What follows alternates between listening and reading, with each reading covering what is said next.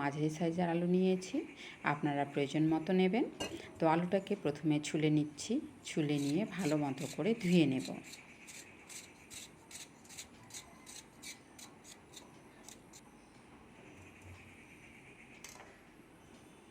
আলুটা ধুয়ে নিলাম, এরপর আলুটাকে ছোট্ট ছোট্ট করে কেটে পিস করে নেব।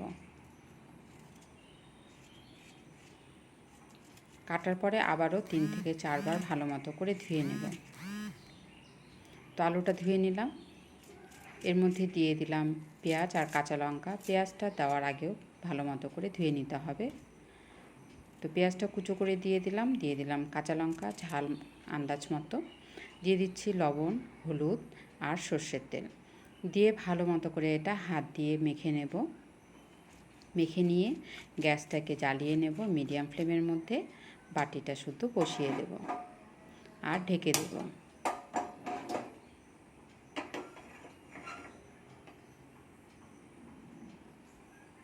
তো ঢেকে 5 থেকে 10 মিনিট মতন একটু হতে দেব। তারপর ঢাকনা সরিয়ে একটু নেড়ে চেড়ে দেখে নেব।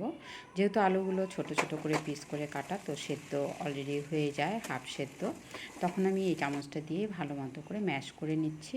তারপর এর মধ্যে টমেটো কেচাপ দিয়ে দিলাম। এভাবে আর একটু ভালো করে নাড়াচাড়া করে নিয়ে এর মধ্যে গরম জল দিয়ে দিচ্ছি।